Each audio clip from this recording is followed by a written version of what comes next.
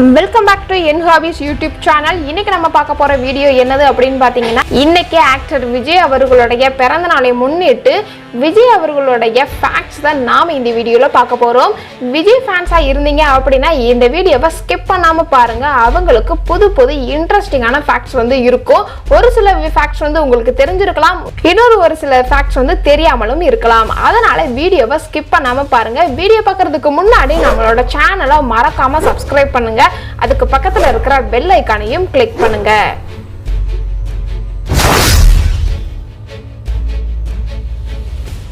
ஆயிரத்தி 1974 ஜூன் 22 எக்மோர்ல இருக்கக்கூடிய ஒரு கவர்மெண்ட் ஹாஸ்பிட்டல்ல தான் விஜய் பிறந்திருக்கிறாரு.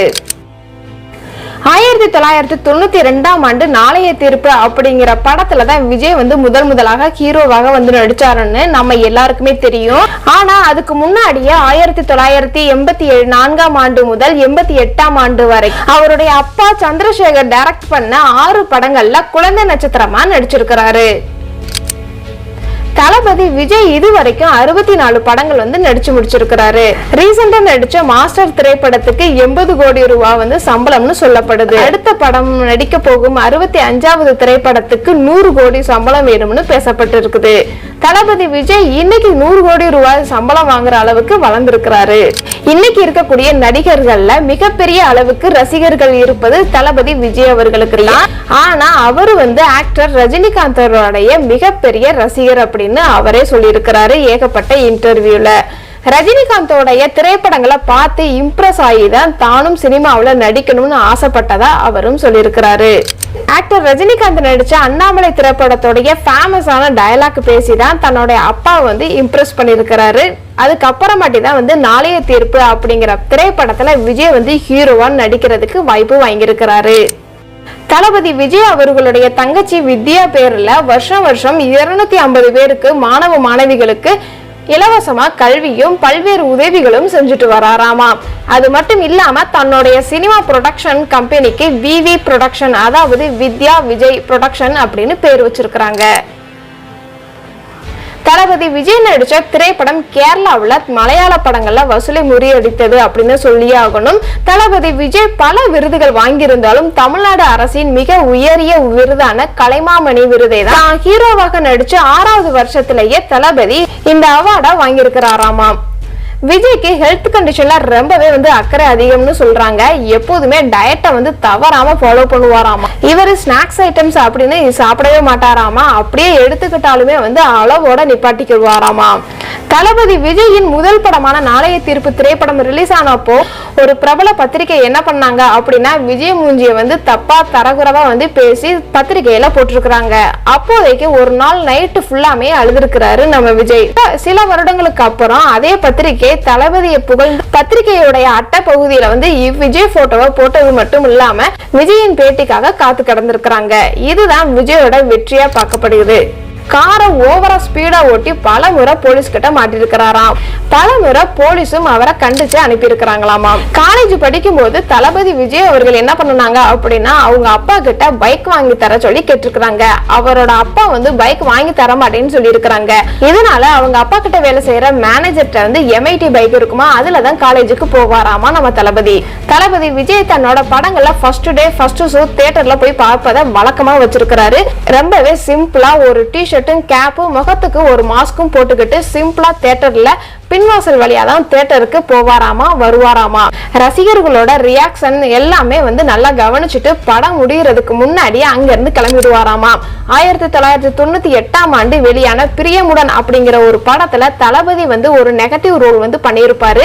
அந்த நெகட்டிவ் ரோல் வந்து ஃபேன்ஸ் மத்தியிலும் சரி அவங்க அம்மா மத்தியிலும் சரி நெகட்டிவ் ரோல் வந்து யாருக்குமே பிடிக்காத காரணத்தினால இதுக்கு மேல நெகட்டிவ் கேரக்டர் எல்லாம் நான் நடிக்க மாட்டேன் அப்படின்னு ஸ்ட்ரிக்டாவே சொல்லியிருக்கிறாரு விஜய். 2004 ஆட்டோகிராஃப் அப்படிங்கிற ஒரு படம் வந்து ரிலீஸ் ஆயிருக்குது. அந்த படத்தை வந்து விஜய் தான் வந்து ஃபர்ஸ்ட் கமிட் ஆயிருக்கிறாராமா. அதுக்கப்புறம் அவர்னால ஒரு சில காரணத்தினால நடிக்க முடியாததுனால சேரனுக்கு இந்த படம் மாறி இருக்குது.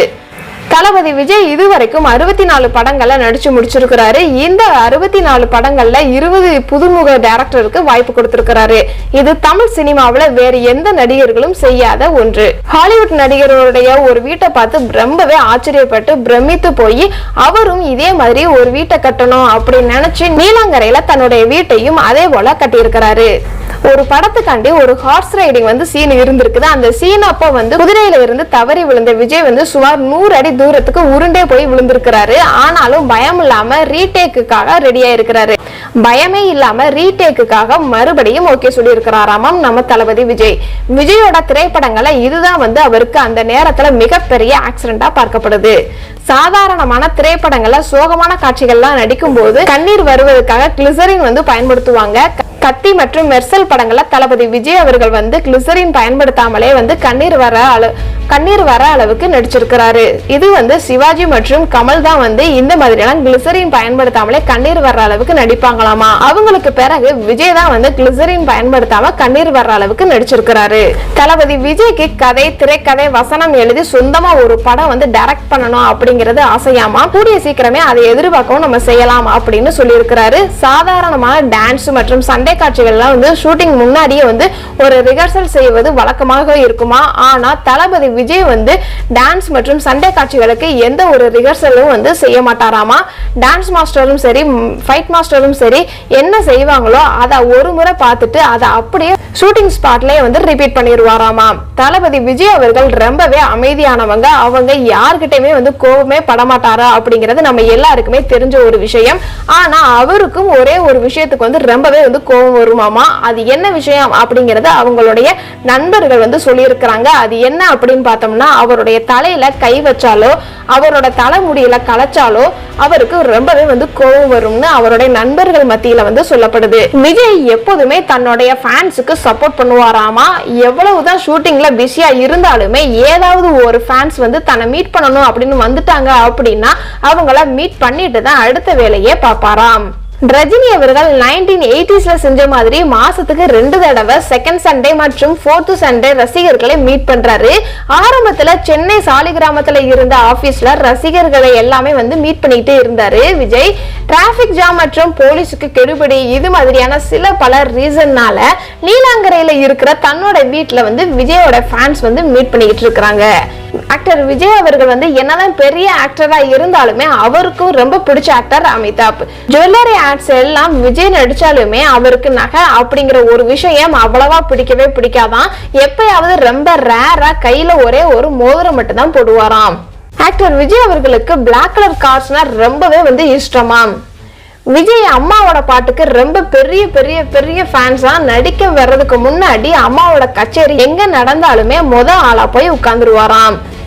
விஜயோட குழந்தைங்க என்னவாகணும் அப்படிங்கிற முடிவை அவங்க கையிலேயே கொடுத்துட்டாரு. ஆனா படிப்பு ரொம்ப ரொம்ப ரொம்ப முக்கியம் அப்படிங்கறதுனால இப்போதைக்கு அவங்க 2 பேரோடைய கான்சென்ட்ரேஷனுமே படிப்புலதான் இருக்கணும் அப்படிங்கறதுல ரொம்பவே ஸ்ட்ரிக்டா இருக்காராம். விஜய் நடிக்க வர்றதுக்கு முன்னாடி அப்பா எஸ் ஏ சந்திரசேகர் கிட்ட அண்ணாமலை படத்துல ரஜினி அவருடைய ஃப்ரெண்டு கிட்ட கராரா பேசுற அந்த டயலாக பேசி காமிச்சாராமா. அதுக்கு அப்புறம் மார்க்ஸ் கொடுத்துருக்காங்க. இப்ப கூட அண்ணாமலை படத்தை ரீமேக் பண்ணி அதுல அண்ணாமலைங்கிற கேரக்டர் நடிக்கணும் அப்படிங்கிற ஆசையும் விஜய்க்கு உண்டு. யூசுவலா விஜய் எல்லாருமே என்னங்கண்ணா அப்படின்னு தான் சொல்லுவாரு. ஆனா ரொம்ப க்ளோஸான ஃப்ரெண்ட்ஸை மட்டுமே மச்சி அப்படின்னு சொல்லுவாராம். விஜய்க்கு ரொம்ப பிடிச்ச இடம் லண்டன். ஃப்ரீயா இருந்தாங்க அப்படின்னா ஃபேமிலியோட கிளம்பி லண்டனுக்கு போயிடுவாராம். லண்டன்ல தான் அவருடைய மிஸ்ஸஸ் ஆன சங்கீதாவுடைய அப்பா இருக்காங்களாமா. அதனால முதல் சாய்ஸ் விஜயோட சாய்ஸா தான் இருக்குமா. அதுக்கப்புறம் தான் அவங்க சன் என்ன சொல்றாங்களோ அவங்க டாட்டர் என்ன சொல்றாங்களோ அந்த ஊருக்கெல்லாம் பரப்பாராம். டென்னிஸ் விளையாடுறது ரொம்பவே விஜய்க்கு பிடிக்குமாமா. அப்பப்போ பையனையும் பொண்ணையும் பார்ட்னரா சேர்த்துக்குவாராம். டான்ஸ் எல்லாம் பொழந்து கட்டுற விஜய்க்கு ரொம்ப பிடிச்ச டான்சர் யாரு அப்படின்னு பாத்தீங்கன்னா பிரபுதேவா மற்றும் லாரன்ஸ். பாலிவுட்லயும் தீட்சணா அப்படிங்கிறது ரொம்பவே இஷ்டமா. அதுக்கு காரணம் அவருடைய டான்ஸ். விஜய் அவர்கள் பையனோட பர்த்டேயா இருந்தாலும் சரி, பொண்ணோட பர்த்டேயா இருந்தாலும் சரி வீடியோ எடுத்து வச்சிருக்கிறாராமா. இந்த 2 வீடியோமே 2 பேருக்கும் கல்யாணம் ஆகும் போது அந்த வீடியோஸ் எல்லாமே 2 பேருக்கும் தனித்தனியா கிஃப்ட் பண்ண போறாராம். எல்லாரும் மாதிரியும் விஜயும் அம்மா செல்லம் தானாம். ஒரு பர்த்டேக்குமே உலகத்துல எந்த மூலையில இருந்தாலுமே அம்மாவை வந்து பார்த்துட்டு தான் அடுத்த வேலை செய்வாராம் பர்த்டே அன்னைக்கு. என்னதான் விஜய் ரொம்ப பெரிய ஆக்டரா இருந்தாலும் அவருக்குள்ளயுமே வந்து ஒரு சின்ன வருத்தம் இருக்கும். அது ஒரு சின்ன வருத்தம் இருக்கு. சின்ன வயசுலயே அவருக்கு ரொம்ப பிடிச்ச அவருடைய தங்கச்சி வித்யா வந்து இறந்ததுனால அவங்கள இன்னமும் அவரால மறக்க முடியலையாம். விஜயோட வீட்டுல அவருக்கு தனி ரூம், தனி ஹோம் தியேட்டர் இருக்கு. டெய்லியும் ஒரு படமாவது கண்டிப்பா பார்த்தே ஆகணும் அப்படின்னு நினைப்பாராம். அதுவும் ஹாலிவுட் மூவினா ரொம்பவே விரும்பி பாப்பாராம். புது கெட்டப்ல எல்லாம் நடிக்கணும் அப்படின்னு ஆசைப்படுற விஜய்க்கு அந்த கெட்டப் எல்லாம் நம்மளுக்கு நல்லா இருக்குமா அப்படின்னு அப்பப்ப டவுட் வருமா நம்ம விஜய்க்கு. சாப்பாடு விஷயத்துல விஜய் வந்து பக்கா நான்வெஜ்ஜா, அம்மா சமைக்கிறது தான் ரொம்பவே வந்து அவருக்கு பிடிக்குமா. என்னதான் வந்து சங்கீதா அவர்கள் வந்ததுக்கு அப்புறமும் கூட இன்னமும் அவர் வந்து அம்மா கையில தான் சாப்பிட்டுக்கிட்டு இருக்கிறாரு. விஜய் வந்து சடனா கிச்சனுக்குள்ள போயிட்டாரு அப்படின்னா டெஃபினெட்லி ஒரு தோசையும் காஃபியும் இருக்குது அப்படின்னு அடிச்சு சேலஞ்ச் பண்ற அளவுக்கு பட்டைய கிளப்புவாராம் கிச்சன்ல. விஜய்க்கு தோசை கூட மட்டன் குருமா இருந்துச்சு அப்படின்னா ஒரு வெட்டுவாராம் விஜய். விஜய் எப்போதுமே ரொம்ப சிம்பிளான காஸ்டியூமை தான் வந்து போட்டிருப்பாரு. எவ்வளவு பெரிய ஃபங்க்ஷனா இருந்தாலும் சரி அவருடைய ஸ்டைல் வந்து இதுதான். விஜய் வெளியில எங்கேயாவது போனாங்க அப்படின்னா அவருடைய காஸ்டியூம் டிசைனரா அவருடைய மிஸ்ஸஸ் சங்கீதா தான் பாத்துக்குவாங்களாமா. நான் நடிச்சா தமிழ்ல மட்டும்தான் நடிப்பேன் அப்படிங்கறதுல விஜய் வந்து ரொம்பவே அடமெண்டா இருக்கிறாரு. பிரபுதேவா ஒரு டைம்ல வந்து கம்பல் பண்ணதுனால மட்டுமே வந்து ரவுடி ரத்தோடா அப்படிங்கிற ஒரு பாட்டுக்கு ஆடி இருப்பாரு நம்ம விஜய். விஜய் நடிச்ச படங்கள்ல பாடல்கள் எல்லாமே வந்து செம ஹிட் ஆகும். அதுவும் மியூசிக் ரெக்கார்ட் பண்ணும்போது அந்த ரெக்கார்டிங்க மிஸ் பண்ணவே மாட்டாராம் நடிகர் விஜய். நிறைய புது டைரக்டர்ஸ் கூட நிறைய புது ஹீரோயின்ஸ் கூட நடிச்சவர் வந்து விஜய் தான். தளபதி விஜய்க்கு கேப்டன் விஜயகாந்த் அப்படின்னாலே ஒரு பெரிய மரியாதை இருக்கும். ஏன்னா ஆரம்பத்துல அவர் நடிச்ச சில படங்கள்ல தோல்வி அடைஞ்சாலும் அப்புறமா செந்தூர பாண்டிங்கிற படத்துல வந்து விஜயகாந்த் கூட சேர்ந்து ஒரு சின்ன ரோல் வந்து பண்ணியிருப்பாரு. அதுல இருந்தே தளபதி விஜய்க்கு கேப்டன் விஜயகாந்த் அப்படின்னால ரொம்ப பிடிக்குமா. என்னதான் அஜித் விஜய் பெரிய ஃபேன்ஸ் வச்சிருந்தாலும் அஜித் கூட இணைஞ்சு விஜய் நடிச்ச படமும் இருக்குது. அதுதான் வந்து ராஜாவின் பார்வையில. இந்த படம் சரியா ரீச் ஆகாததுனால என்னவோ ரெண்டு பேரும் நடிச்ச அந்த படமும் வந்து வெளியில நிறைய பேருக்கு தெரியாது. அதுக்கப்புறமாட்டி நேருக்கு நேர் படத்திலையும் தளபதியும் தலையும் தான் வந்து நடிக்கிற மாதிரி இருந்திருக்குது. அன்னைக்கு காலகட்டத்துல அஜித்தோட கால் ஷீட் வந்து கிடைக்காததுனால அந்த படத்துல சூர்யா நடிச்சிருக்கிறாரு. 1998ல விஜய்க்கு கலைமாமணி அவார்டும் கிடைச்சிருக்குது. 2007ல டாக்டர் பட்டமும் கிடைச்சிருக்குது. டாக்டர் பட்டம் அப்படிங்கிறது அழகிய தமிழ் மகன் படம் டைட்டில் போடும்போது டாக்டர் விஜய் அப்படின்னு தான் போட்டிருப்பாங்க. இவர் நடிச்ச படங்கள்ல பூவே உனக்காக, காதலுக்கு மரியாதை, துல்லாத மனம் துள்ளும், ஃப்ரெண்ட்ஸ், கில்லி, போக்கிரி, துப்பாக்கி இந்த மாதிரியான படங்கள் விஜயோட கெரியர்லயே ஒரு டர்னிங் பாயிண்டா ஏற்படுத்தின படங்கள்னு சொல்லலாம். பஞ்ச் டைலாக் பேசி ஃபேமஸ் ஆனதுல ரஜினிக்கு அப்புறமா விஜய் தான் வந்து மாசா இருக்கிறாரு. விஜய்க்கு பப்ளிசிட்டி பிடிக்கவே பிடிக்காது. அப்படிங்கறதுனால எந்த உதவி செஞ்சாலுமே அதை வெளியில காமிச்சுக்கவே மாட்டாரு. தன்னோட ரசிகர் மன்றம் மூலமாக மக்களுக்கு ஏதாவது நல்லது பண்ணணும் அப்படிங்கிற நோக்கத்துல 2009ல ஜூலைல தொடங்கினதுதான் மக்கள் மன்றம். விஜயோட ஒவ்வொரு பர்த்டேக்கும் அவர் பிறந்த எக்மோர் மெட்ரானிக்கல் ஹாஸ்பிட்டலுக்கு போய் அன்னைக்கு பிறந்த குழந்தைகளுக்கு தங்கத்துல மோதிரம் வாங்கி கொடுப்பாராம் நம்ம ஆக்டர் விஜய். இது மாதிரி புதுசா விஜய பத்தி என்ன நீங்க தெரிஞ்சுக்கிட்டீங்க அப்படிங்கறதையும் கமெண்ட் பாக்ஸ்ல மறக்காம கமெண்ட் பண்ணுங்க. இதை தவிர வேறு ஏதாவது தெரியாத விஷயங்கள் உங்களுக்கு தெரிஞ்சிருந்தாலும் பரவாயில்ல, அதையும் கமெண்ட் பாக்ஸ்ல கமெண்ட் பண்ணுங்க. இந்த வீடியோ உங்களுக்கு பிடிச்சிருந்துச்சுன்னா லைக் பண்ணுங்க, கமெண்ட் பண்ணுங்க, மறக்காம ஷேர் பண்ணுங்க. இந்த மாதிரி வேறு ஒரு வீடியோவுடன் சந்திக்கின்றேன். Tata bye.